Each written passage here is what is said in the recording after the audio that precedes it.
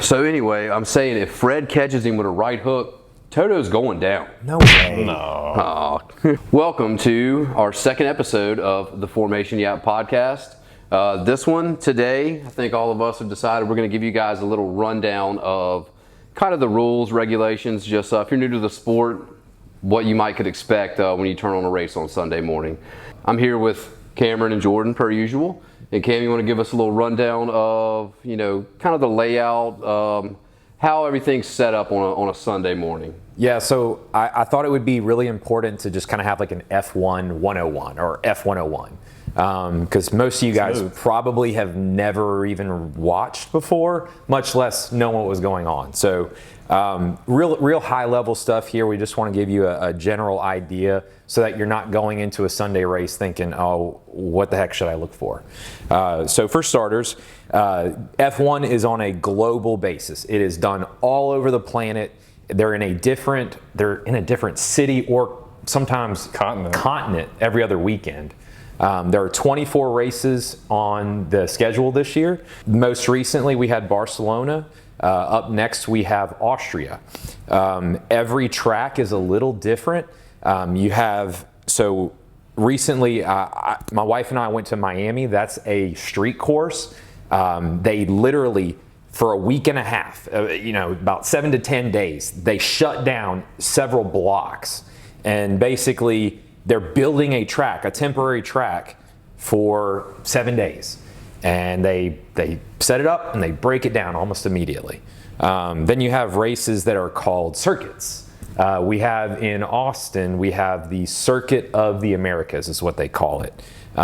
This is a completely different situation where the track is just wide. It is super, super wide. Like how many car lengths do you think? Like 5 maybe? Yeah, and some points. Maybe even wider. Yeah, it's wide. So on these grid circuits, you see like a whole lot more passing sometimes. You see a lot of high speed straights, and it just makes for a different race. I mean, Monaco is a good example of a street course that nobody. Shoot, let's not talk about that yet. It's a parade, but we'll save that for another topic. Yeah. But yeah, so I prefer the circuit tracks. At Austria, there's a lot of inclines and declines, and it changes the way that the drivers have to prepare with their deployment and their battery charging and such. So there are 22 cars currently on the grid. Total 11 teams. Last year we had 10 and 20, but we added Cadillac this year. You need a super license. What exactly is a super license, JD? So it's basically your credentials to be able to run Formula One. And if I'm not mistaken, it's 40 points you need to actually be able to enter a race. And I think it's 25-ish around to be able to get in an F1 car and run P1. And that's why you've seen in last week's race a lot of substitutions in P1 for all these guys that like Kimmy's car had another fella running because he's trying to get a super license points. You saw it with McLaren's, and you'll see it again multiple times throughout the year. Jordan, if I remember correctly, weren't they like rumoring that they were replacing some drivers or something because all this craziness? So Racing Bulls has a guy, he's running his P1 to get points on his license. And then, there's rumors all around, Ocon's gone. You got the American guy, Colton Herta, he's rumored to be coming up probably next year. So yeah, there's gonna be some driver changes. And I will say, I do see Colton Herta running a Cadillac next year. An American in a Cadillac. What more could you want? But he's just not that good. But I don't think it's if he's good enough. I think it's Isn't he Cadillac's not going to have a choice because Checo this year has been making some moves, and I think he goes to a better team. Even with all the contracts in this year, I don't think they're going to sign anybody from this year's grid. Well, they're going to have to call up. Well, I guess we'll see. So they use the opportunity of practices to get these young drivers, these inexperienced drivers on the grid. So that they can earn points on their super license. Right.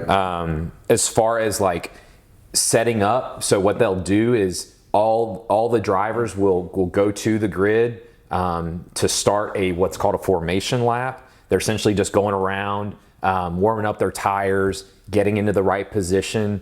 and then running electrical checks. Yeah, running electrical checks, doing all the rundowns of their tech, and then 5 lights out and away they go.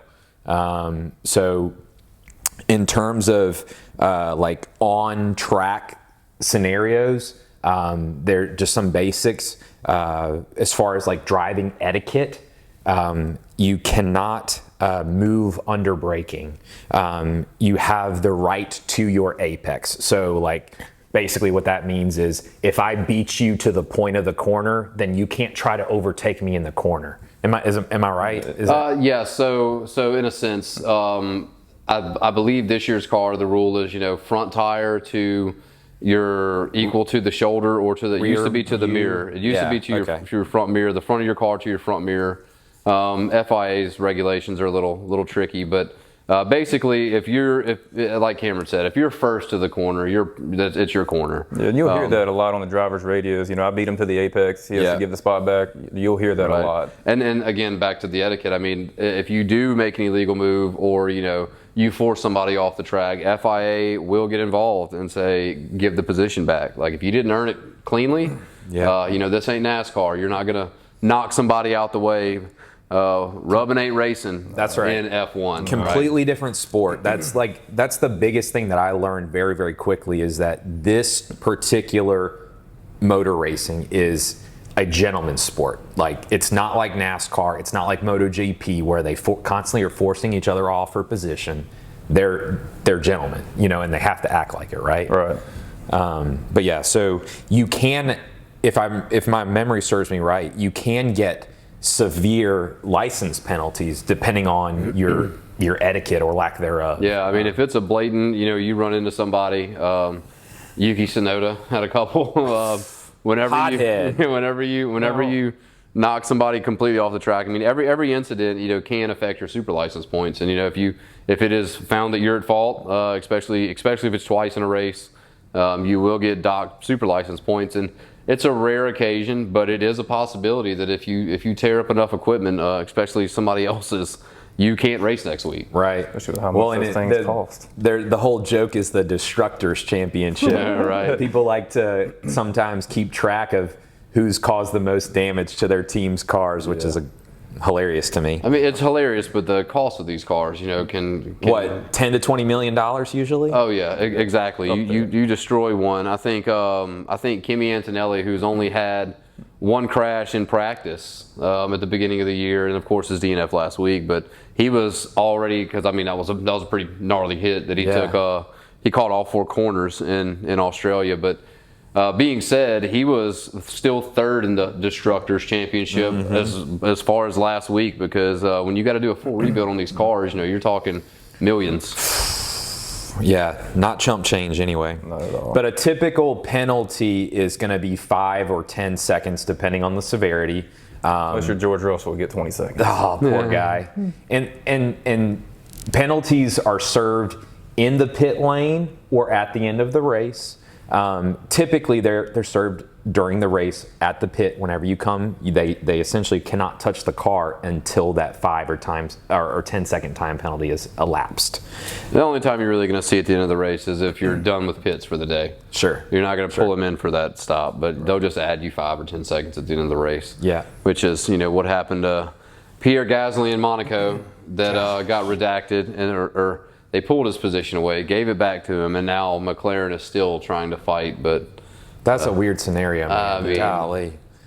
And then you got so you had Alpine, Mercedes, and McLaren are still essentially all arguing the same thing. Yeah. Who did Gasly replace? Isaac Hadjar. I mean, it's over with now. There's nothing they can do about it because you had every team that was affected. Even the guys from Haas who had no penalties in the race jumped in and said, well, Saturday we saw that something was off, so we made proactive decisions. So we were going even slower on pit lane, which cost us time in the race. Right. That's old news at this point. Let's move on.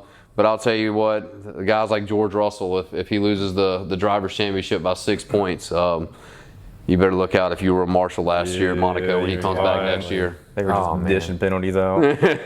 So, and then yesterday, a buddy of mine texted me asking specifically about COTA, because he wants to go, and I was getting all excited. And he was asking me specifically, like, how does the schedule work on a weekend? So I figured that we probably should talk about that. Absolutely. So typically on Friday, you're going to have practice 1 or P1. And then on Saturday, you might, depending on the schedule, it's different on every track, but you're going to have P1, P2, and then sometimes P3. So you have 2 or 3 practices, depending on the schedule. And then 6 races a year, they have an extra race, which is called a sprint, which is, tell us about the sprint. It's just a shorter, not shorter in distance, but lap-wise, it's a shorter race, and drivers still earn points, but not as many as the regular race on Sundays. But it is a race, it's a shorter race, and they earn points. 100% competitive And still. They want to battle. Yep. You're talking usually roughly about a third of a regular Grand Prix. Yeah. Same track, same course layout is what he meant by distance. It is a shorter distance, the race. Overall. So sprints are 100% still competitive. The drivers want to win it. They're still going neck and neck battling with each other, and occasionally they crash, and it causes problems for the main race. Well, yeah, I mean, you still have to repair that car for tomorrow, so you'll see a lot of the sprint races. Some of these guys are a little more conservative, but not always. Most of them, they're competitors, and they're still racing for points. That's right. Yeah, That's that right. one with Kimmy and George, where was that at? Was that at Miami? That was a battle in their sprint. Yeah, That was a battle. sure. That was Canada. Was it Canada? It was Canada. Yeah. Yep. So you have your P1, your P2, your P3. You may or may not have a sprint race, depending on the schedule. And then you have qualifying. So qualifying is broken up into 3 parts, 12 minutes apiece, right? And that's actually an important thing I wanted to note too, is when you do have a sprint race, you don't have P1, P2, and P3. That's right. You're going to have one practice, and then you're going to go straight into sprint qualifying, then a sprint race, Right. then regular qualifying, then a race. So for some of these rookies, which this year we only have one, Arvin Lindblad, but if you've never been to these circuits, and again, most of these guys have raced in F2 and F3, they've been there before, but you only get, your 30, 45 minutes of practice. That's right. On this track before it's directly into competition for the week. You're directly qualifying for the sprint, sprint racing, qualifying, racing. You don't get a lot of seat time to figure these cars out and make your changes like you would in a regular race, which is 3 practices before anything competitive. Coda and Miami, the schedule just gets condensed so quickly. I mean, when we were there, it's like you can watch racing the entire weekend. There's always something going on, and I can only imagine how much pressure that is for the drivers, especially the young guys. But on a typical weekend, you're going to have P1, P2, P3. Then you're going to have qualifying, which is broken up into 3 parts. And so on the first group of qualifying, so you have your 22 drivers, the bottom 6 get knocked out, right? Yep. Bottom 6 get knocked out. And it is purely based on fastest single lap. So they run some laps where they're pushing, and then they have a couple of I would say warm up the car laps. Yeah, what would you tires call it? mainly. Warm up tires. And that's another thing too. You have your time limits, but you can make 1 lap, and if you think you're fast enough, park it and wait for the next one. That's right. You could run hot laps as many as you wanted in that 12-minute time frame, but as soon as the clock runs out, you're done. That's right.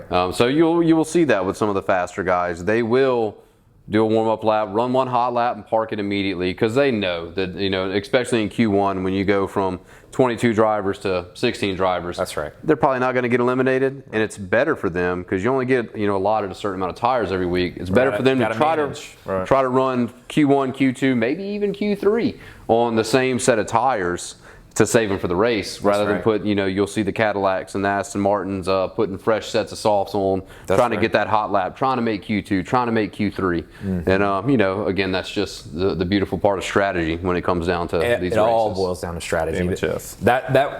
That's what got me in F1 was it's a brain sport. It's not just a skill sport. You got to think about what you're doing. Oh, look at last week in Barcelona. I mean, if it wasn't for the safety car and strategy, everybody thought Mercedes had it locked up, and for a minute there, it looked like they did. And of course, Kimmy's DNF. But guess what?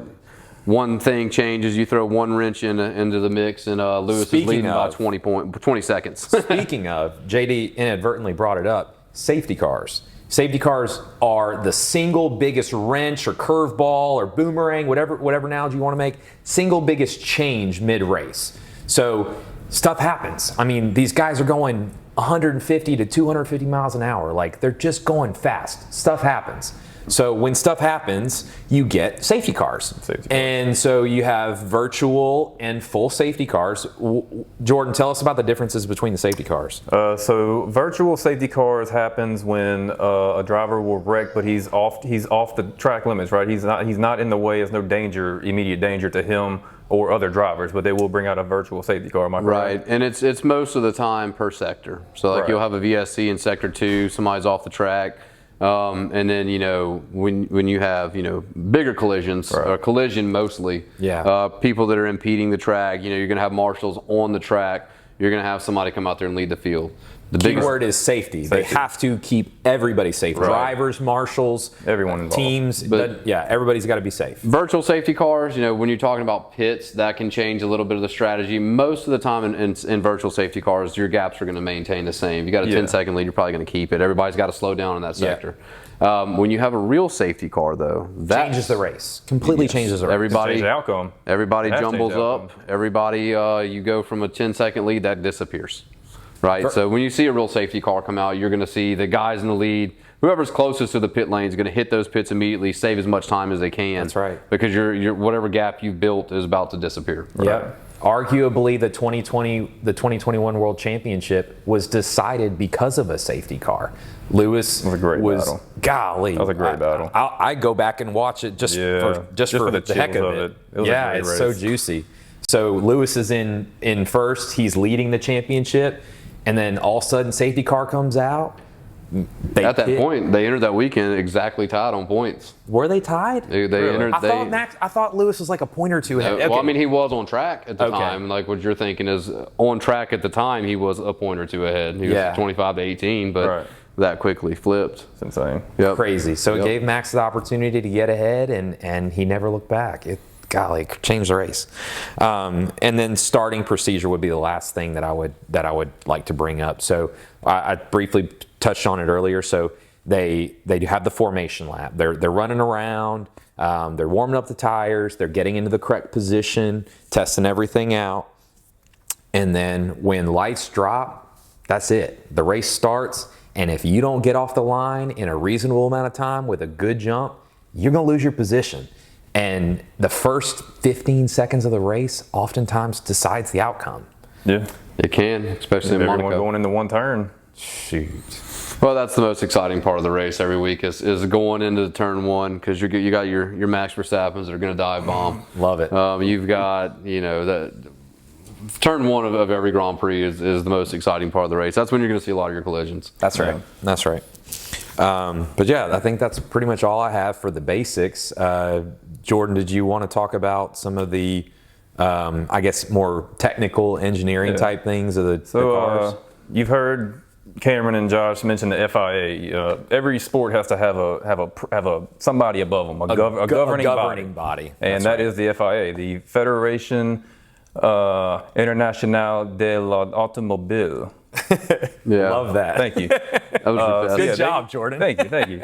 They set the standards, they set the rules, and teams have to follow those rules. If you don't, the FIA will step in, take points away from you, punish you in some sort of way. And I think it's important to note that the FIA technically has no affiliation with Formula One. They're their own entity. They're not employed or they're paid by Formula One. It's nothing like that. They're their own governing body. Like the NCAA versus the SEC, or completely separate. And they do have their own rules, but they don't also. Formula One's not all they govern. No, they do Formula 2, Formula 3, Formula E, the WRC, and there's one more. WEC. Yes. So they're huge. They're over a lot, and they have to listen to them. And who do they have to listen to? FIA. No, the FIA president who's never stepping down. Bro, did y'all hear about that? Yeah. Homeboy, what's the guy's name? It escapes me. Salayama. Salayam. So close, man. You're close. He's Saudi, right? Yeah, well, I don't know exactly what part of the Middle East he's from, but yes. So he's Arab, billionaire. He's in charge of the FIA. And he more or less petitioned the board of the FIA to get rid of term limits. My dude does not want to step down. He loves his job. But the problem with that, honestly, is there's only one. So I don't know the exact details of it, but you have to have one like certified representative from each continent, right? That says that you can, that supports your claim to run for president of the FIA. And right now there's only one in South America, and that's who is it? It's the widow. Was it? It's not Ecclestone's widow, is it? I don't know, man. But I thought he was still alive. I don't know. Maybe I'm wrong. But anyway, she's the only one that has a say, and she only will endorse Mohammed bin Salman. So, like, at the end of the day, if there's no term limits, they're just not gonna be a president. Yeah. Like, what are we doing, man? Yeah. It's such a strange when you talk about the billions invested in Formula One that were in this predicament. That you would think that there would be a little bit more rules and regulations. The politics. Well, and that's the thing. Anything with money has corruption, right? Yeah. And he did a great job of it. Love that. Yeah. Love that. Yeah. So FIA, they set the rules. It's like, for example, they've completely changed and overhauled everything about the cars from last year to this year. Mm-hmm. Some of those are the dimensions, the overall length and width. They've made them narrower and shorter. Tires as well, they are more narrow this year. They've taken away the DRS, which was a drag reduction system, and the open the flaps, the rear wings. Yeah. He had it right the first time. Well, you won't hear DRS anymore, but you will hear active aero, which they've replaced, and you'll see the front wing and the front lower wings and the rear wings activate at the same time. Yep. And drivers can only use that in certain areas of the track. Yep. And straight lines only. Straight, yes. That active aero is only able to be used in certain parts of the track, but it is driver controlled. But again, only in certain parts of the track. Right. Now, DRS was driver controlled as well, correct? DRS was driver controlled, and I think you're going to see your straight line modes. They might not be. I think I might be thinking of the boost, which like you said, 50-50 splits this year. You want to talk a little more about the electric aspect of Formula One? So, golly, it's kind of a joke. There's pretty much a uniform opinion about the new power units in these cars. So we just have to ride it out, brother. We've gone from a 70-30 split from last year. Now we're at a 50-50 split. And there's been a lot of complaints, you'd say, about them. The first couple of races were terrible. You were hearing drivers left and right coming out publicly and saying they are not fans of these power units. And I don't think anything's really changed. The first couple tracks were a little different. They had a lot of straight lines, especially in Melbourne. That was a very exposing track for this battery nonsense. Right. But you were seeing guys that were yo-yoing back and forth. You were losing. It looked cool 30, for like 10 minutes. Or you're losing 30 mile an hour when you have to go into that regen mode. Yeah. But you could also be on a straight throttle down and you're still recharging the battery. You're not sending full power to the wheel. So and Ollie's crash changed all that. Yeah, it's caused problems. Like you said, Ollie had a crash.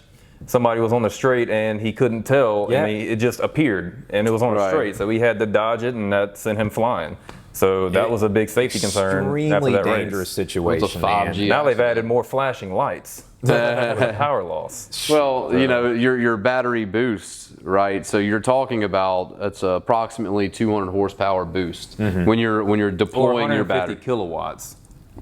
Okay, we're not going metric 200 over here. 200 horsepower, baby. We're talking horsepower. Yeah, we talk horsepower. But anyway, you're talking 200 horsepower more from the car gaining on you when they're deploying that. And if the car in front of you is not deploying that, that's a big boost.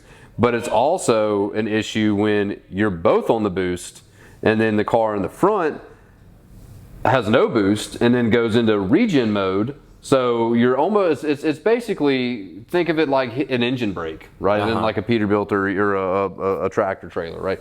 So you're not only, it's a brake check. It's a brake check, really. When you're talking about closing speeds like that, you're talking about maybe a difference in 300 horsepower, so to speak, from the car behind following, and you're going to close that gap really quickly, and you're going to end up causing safety concerns, which happened to Ollie when he had to avoid.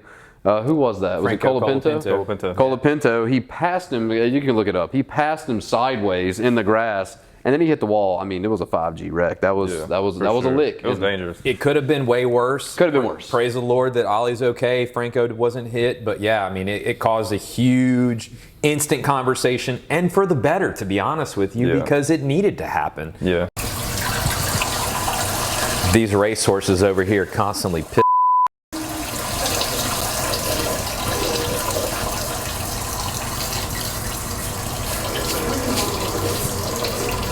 Turn my recording off. We caught you urinating on recording. It's fine.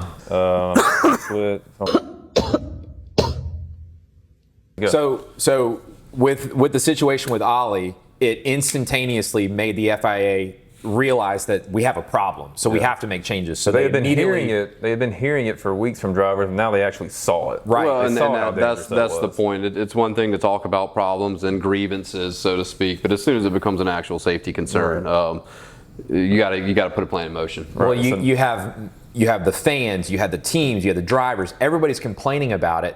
And ultimately, I think they finally just drank the medicine and realized that we got to make changes. I mean, the first step in recovery is admitting you have a problem.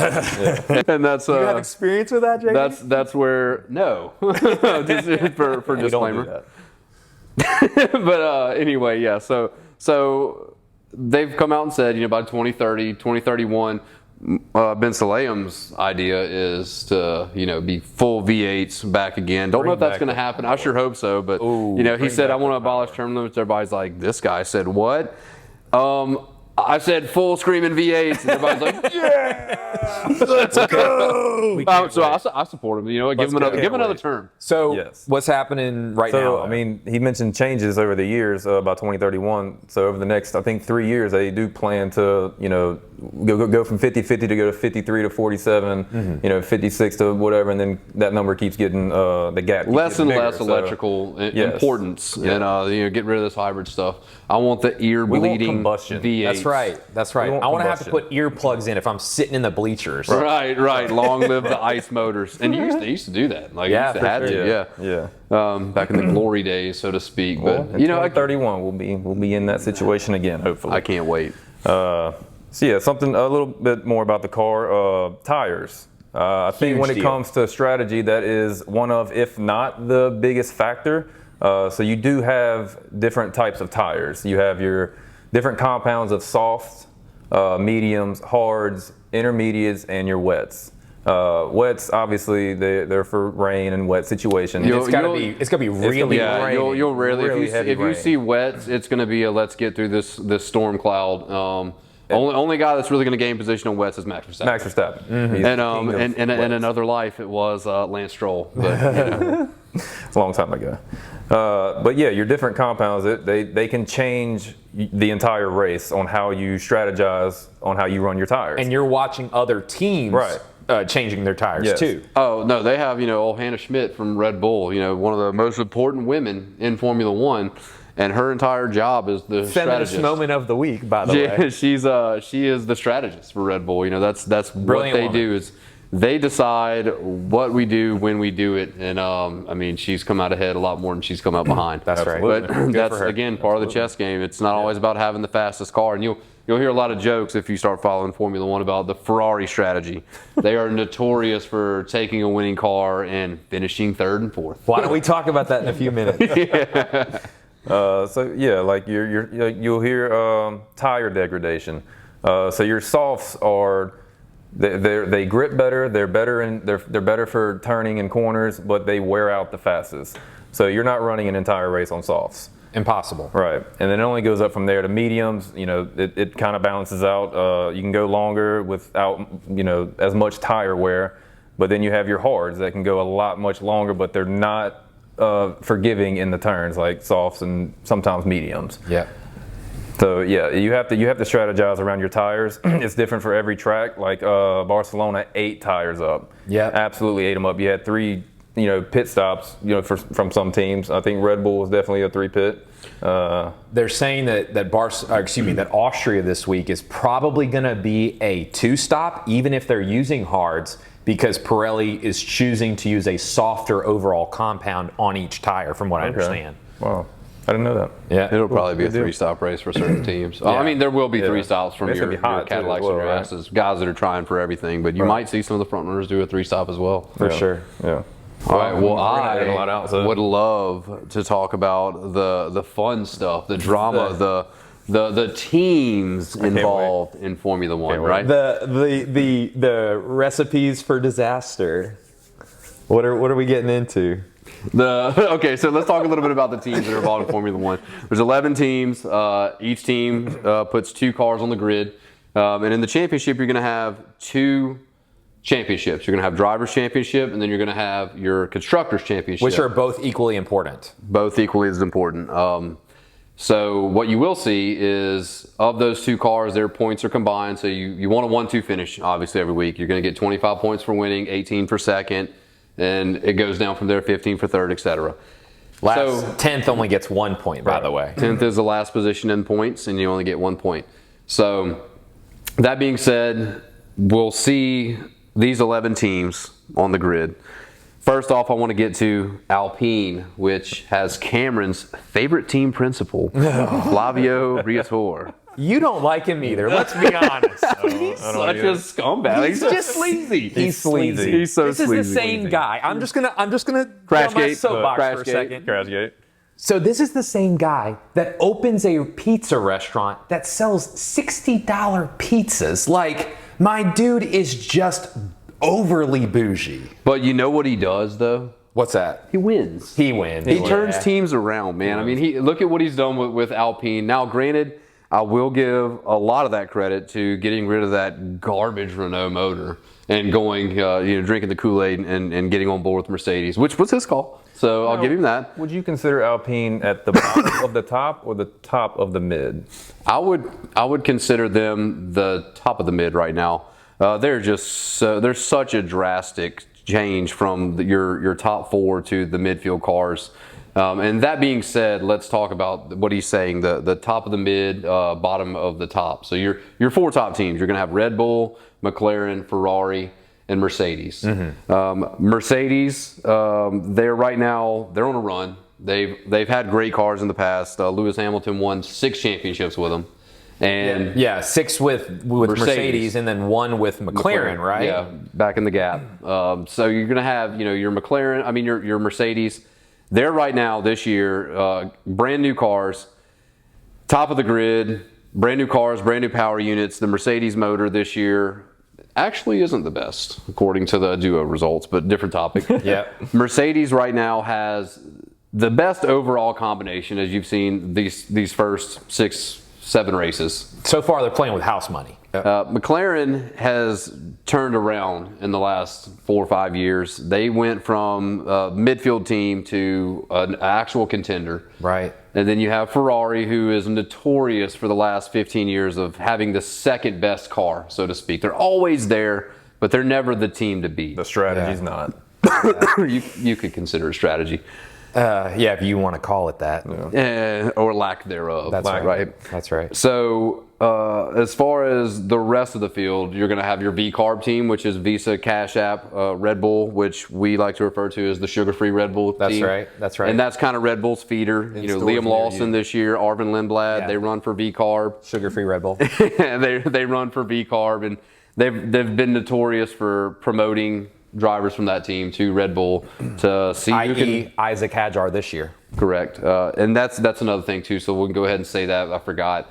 Ferrari's 2 drivers. You're going to have Charles Leclerc. You have Lewis Hamilton. Banana Leclerc. Right, that guy. Red Bull, you have Max Verstappen and Isaac Hadjar. McLaren, Oscar Piastri and Lando Norris. Yeah. And then Mercedes. Lando Norris. My boy Kimi Antonelli and George Russell. Getting into the midfield, guys, you have your Aston Martins, which, that was very bold of me to say midfield for them. They've been midfield in recent history. They have. This year in particular, and I guess let's talk about them specifically for a minute. Aston Martin was all in, it seemed like, this year. They were gung-ho. We're bringing in Adrian Newey. He's like an aero specialist, right? He worked with Red Bull for many years, won championships with Max Verstappen. That's right. And so they were all in, right? And then sure enough, like, they just don't have it. They're just not there. They came out flat. Everything they tried was incorrect. Also partnered with Honda this year for their motors. Which Honda has a great history in F1. Great history in F1, but they did not hit their marks. No. The Honda motor at the beginning of the year was vibrating like crazy. I don't know if they've had a race this year that both cars have finished. Maybe one. Maybe. And if they have, I mean, you're talking 2-3 seconds off the pace in qualifying. I mean, multiple lap time. They're getting lapped 2 or 3 times. It's embarrassing. Lance but +4. If you're an Aston Martin fan, they do say that the horizon is quickly approaching. The light is at the end of the tunnel. They're bringing a brand new car. They're not even bringing upgrades every week like you see other teams. They're just saving it all. And the rumor is they're just going to show up with a brand new car, brand new motor. Everything's going to be new. So we'll see how that plays out. I'm interested to see. They had some hype around them at the beginning of the year, and they have in the past. Lawrence Stroll's not afraid to spend money on this team. If you were around during the pink Mercedes days, when Lawrence first bought Force India, they were the Racing Point team, and they, rumor is bought a whole bunch of engineering designs from Mercedes. Mercedes was done with them. They had upgraded to a different car, and they reverse engineered it to be just a little bit different, and everybody called them the pink Mercedes because they showed up to the grid that year. I want to say that was around 20, 21-ish, maybe even 19, but whatever it was, they showed up and boom, immediately were competitive. Because they, like I said, Lawrence isn't afraid to spend money. They just can't put it together, it seems. And you mentioned Alpine. We might as well talk about the Alpine guys. Let's roll into Haas. Speaking of not being able to put it together, they're a team that and of course we want to pull for them. They're an American team before Cadillac, the only American team on the grid. But man, what is going on? It seems like they started the year. Ollie Behrman was strong. And they've what race was it? He had a P5? P5, P6, China? or maybe 2 P5s. He was Melbourne in China. I mean, and then they've just went the opposite direction. Downhill. And we'll see what happens. I mean, Esteban Ocon is the name I hear on the hot seat. Yep. I guess I should keep up with that too. Sorry. The Aston Martin drivers are Fernando Alonso, who's a past champion, and Aston Martin is doing their best to waste the last few years he has. Poor guy. Lance Stroll, the nepo baby of Formula One, his daddy bought him a team, and unfortunately, that's not enough in F1. You got to have guys that can think, and they just haven't put it together yet. But you have a new facility. They have Adrian Newey. All hope is not lost. But back to Haas. They have Esteban Ocon runs for them, and a second-year sophomore driver, Ollie Behrman, who is the shoe-in for Ferrari. He's fast. He's fast. He's a good driver. He's rough around the edges. He's got some cleaning up to do. But technically, he's got some things to work on. He's Lewis Hamilton's replacement, from what they say. And Lewis's new revitalized life on the track for this year has put him a little bit in waiting. But again, he's rough around the edges. The thing with wanting that seat, Ollie, if you're listening, I'll say you're rough around the edges, and if you can clean it up, you don't want to jump into Ferrari being rough around the edges because you get one shot at this. That's right. And rolling into Alpine, which my guy Pierre Gasly, who runs for them, you have Pierre Gasly and Franco Colapinto. He got his chance at Red Bull. He did, and he's been stuck in these midfield cars since. And I think he's, in my opinion, one of the best drivers on the grid. I think he's he's definitely a top 10 driver. Potentially a top 5, top 6 driver. I would love to see him in a Mercedes or a Ferrari this year. I guarantee you, he's on the podium. He's definitely one of the few that are next up for that. You would think, but man, you got these feeder programs, F2, F3. The youth is everywhere. Kimi Antonelli has proven that just because you're 18, 19 years old doesn't mean you can't win. Exactly. So I'm afraid Pierre's time might have come because he's an old dog now at 28 years old. Well, and different strokes for different folks. I mean, different teams prioritize their lineups differently, and some of the teams are really big on growing young talent. And then you have other teams that are like, oh no, I'm just going to overpay for whatever the best driver is. You'll see. I mean, certain teams will do that, but like you said, these driver academies, Kimi Antonelli leading the points right now, has won 5 Grand Prix this year at 19 years old. He's been signed to the Mercedes Junior program since he was 12 years old. Golly. Toto Wolff has been insane. This little tiny Getting kid. picked up from high school, going to F1 practice. That's what happened. That's awesome. and obviously Toto could drive a 1,000 horsepower F1 rocket car ship, before right. he had his license. Didn't drive his mom's car. Right. Crazy. Get off the track after qualifying, pole position, and his mom has to pick him up to go home. Imagine. Just could you imagine? All right, back on topic. Right. Sorry. So that pretty much covers your midfielder. So you got your top four. We went through the midfield, and then now the last two teams I want to talk about were the last two on the grid. You have Cadillac, who is a brand new team, brand new program. Go America. Valtteri Bottas and Checo Sergio Perez race for the Cadillac team. Checo, if you know F1, of course, has a history with Red Bull Racing. Max Verstappen's teammate for a while, and I think this year he has proven he's more beneficial than Valtteri is. I agree. He has overdriven that car. Yeah. It hurts my heart a little bit because we all have a soft spot for Valtteri. He's a very likable guy. He's a just very a likable cool guy. dude, Yeah, right? he's fun. Yeah, Valtteri is. I would drink a beer with Valtteri any day of the week. Heck yeah. But Checo's on a mission, man. Checo's got something to prove. He doesn't want to get stuck. Fire, man. Yeah.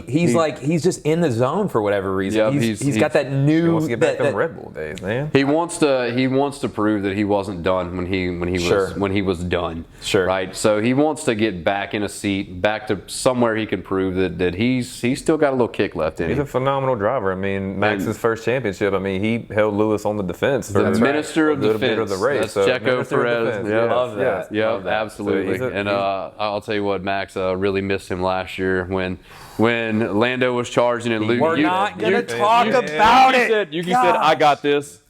No, he didn't. 7 seconds No, he later, didn't. Lando goes around. Yeah.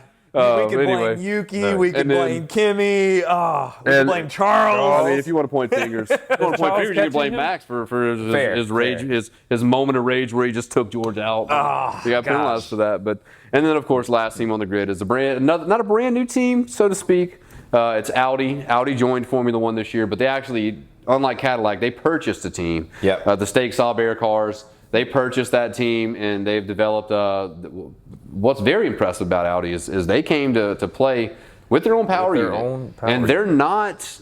They're not bad. They're not bad. I mean, you're talking about they haven't scored a point yet, but they have been running. They've been really close. They've been running in the top 10. I think Nico is pushing that team forward. And I that's, really do. Yeah. That's you got Nico Hülkenberg and Gabriel Bortoleto. That's their two racers. And yes, I mean, you're talking about the craziest of luck for Hülkenberg this year. You had a freaking piece of gravel last week fly up off of Liam Lawson's car. Oh, I didn't 1 say. in a billion chance. Like, what happened? Golly. Yeah, that about covers your teams. So as far as an F1 101 goes, I think we covered a good bit of it. I mean, there's a lot of details in the sport, but yeah, I think that's pretty much the basics. If you don't like what we had to say, go watch a race yourself. That's right. And I mean, maybe we'll stream a race one time and kind of like give you a heads up on what's going on.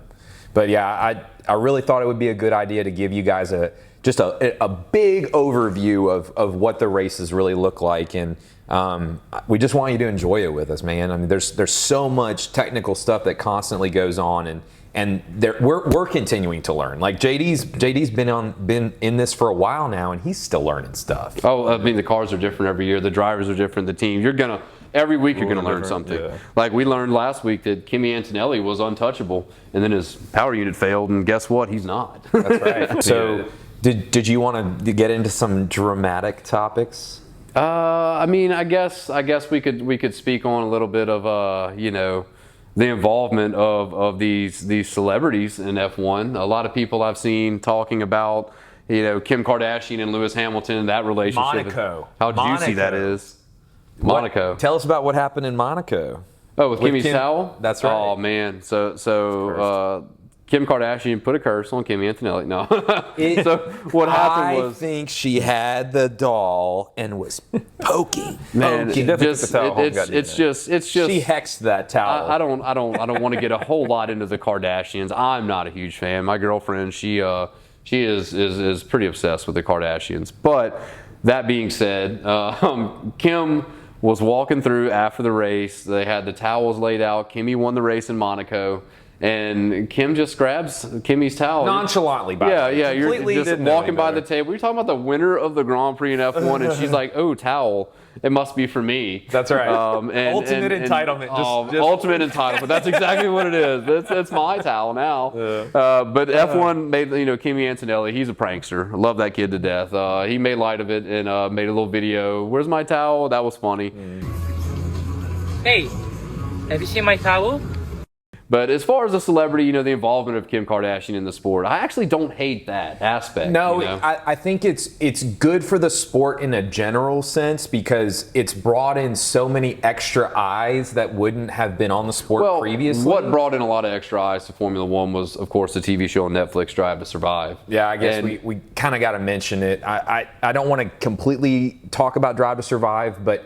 So what I just told you, all the teams and the drivers and stuff, if you really want to get to know them and their personalities, that's kind of what the show is. Yeah, it's behind the scenes. It'll give you a little insight into team principles and the dynamics, but it's not technical. It's not technical. It's a reality show. Right. Well, you get to see how much goes into the sport. Yep. Right. You get a taste, a little glimmer of it. But again, but with that being said, Netflix is great. Their television, their production team is wonderful, and it's brought a lot of people into the sport that weren't, especially in America, that weren't there originally, including a lot of women. That's right. And Formula One has a lot of women fans. Right. And that being said, this Kardashian aspect of it does nothing but help that. Right. Yeah. I know there's a lot of women that are watching the race on the couch and they're losing interest, and then Kim pops up and it's like, oh, that's my girl. Just like Taylor Swift with the NFL. Super Bowl. That's right. Same principle. All Kansas City games. But celebrities, I think they're good for the sport because celebrities. F1's always had celebrities involvement. Traditionally, they set trends. They bring trends. So when somebody sees their favorite celebrity at an F1 race, I might do it because they do it, and they see how great the sport is. All you got to do is get and boom, you gained a fan. Take the bait and you get hooked. That's for sure. I have kind of a dual perspective on it. I do, like I said, I do think that they're good overall for the sport. The problem becomes when they make it all about them. And so you'll see on like socials and sometimes on the broadcast, they'll spend so much time talking about who's who at these races. And on the Instagrams, for example, you'll have like Red Bull or Ferrari or Mercedes, all the big teams, they're bragging, like trying to one up each other about who they got in their garage. Yeah. And you could just see the comments on comments. Well, I will tell you, people hate it. Like they hate it. I will tell you where all the celebrities will be next year. Where's that? That's going to be in the Alpine garage. Oh, that's They right. signed a deal with Gucci. Come on. And what do you think about Gucci Alpine next year, Jordan? It was just an off the wall. Out of nowhere. But was it? But was it? When you watch a race, they're driving under banners of Louis Vuitton every Cadillac weekend. has Tommy Hilfiger, but they're talking about wrapping the entire car in Gucci print. So, F1 is a gentleman's sport. Cool, it's a luxury sport. It's a billion-dollar industry. You got Tag Heuer involved. You got Richard Mille. You have Louis Vuitton. It's not, for me, it's not unexpected. Right. But what's their intentions here? That's my question. Sure. How involved do they want to be with F1? Because when you look at the bottom line here is, I look at Gucci as somebody that's going to demand results, somebody that's going to want to see podiums. They're going to want to see their leather overalls on a podium. But they didn't. They didn't really invest. They spent $50 million a year on this team. It's a 3-year deal, $150 million. Which I say $50 million. What could I do with that? What could you do with that? But also you look at Red Bull. Oracle is their partner, and Oracle's at I think $110 million a year with Red Bull. Sure. Huge difference, over double.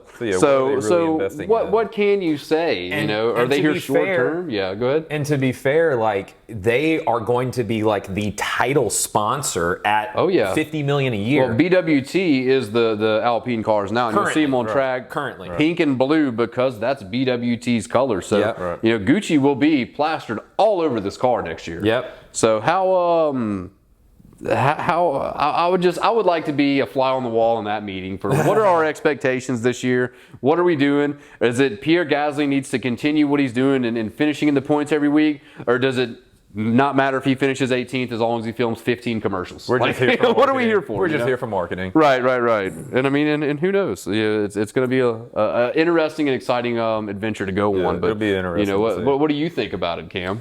I don't know if I like it. I think that it can be done tastefully. As long as I think I mentioned this in the last video, as long as it's not GC or GG all around the car, plastered everywhere. First to buy that T-shirt. No, you're gonna have the Gucci belt and all. Oh gosh, no. It's not necessarily my style. I don't hate it as long as they don't plaster the GGs all over there. But I do think that as with any sponsorship and like with the celebrities, all press is good press. Let's be honest, and, you know. And I'm the opposite of that. I hope it is the gaudiest. Oh gosh. I want to see it look like a suitcase. I want it gold. I want it brown. I want it red. I want it green. Well, I want to see. I want it. I want it to be plastered with Gucci. I want to look. I mean, you can see right now from any seat in the house, if you're at a Grand Prix, you can spot those pink and blue Alpine cars. That's true. I want to spot the Gucci's the same way. Okay. Yeah. All right. I mean, I'm here for it. I'm here for. I don't. I mean, if you want to make it a clown car, make it a clown car. Like let's that's see what it. it'll be. Let's see it. Let's see it. But yeah, that's next year. Be very exciting to see. We have a lot more to go through this year. I hope you guys tag along with us, watch some races. There's a lot of driver contracts coming up. We're going to be talking about in future episodes. Yeah, a lot of drama still yet to unfold. I mean, we're only a third or a quarter of the way. We're a quarter away through the season, And we could get two races back, maybe. 2 races back. Yes, you did say that earlier. 24 races scheduled. They did cancel 2 earlier this year, so we only have 22 on the schedule this year. But those 2 that were canceled, they may be coming back. In January? So you know, Maybe. Or after the last race? After it'll be December. Yeah. Anyway, you know, it's going to be exciting, and I can't wait. And we have a lot more to go through, and I hope you guys, you know, tag along with us and stick around and hear our hot takes, because we're finally going to get into some details of some weekly shenanigans and what's going to happen this week. And if you follow I'm along, itching to start talking about the drama. yes, absolutely. So that'll be next week, though. I'm ready to see how wrong I am. We know you're going to be wrong. Let's be honest. Oh man, it's going to be great. But I guess that kind of wraps up this episode, guys. So if y'all have anything else to say, say it now or speak now, forever hold your peace. I would just say, if y'all have a question about something that y'all are interested in for us to talk about, hit us up in the comments. Yeah. Like, comment, subscribe. That part. Yeah, I love that.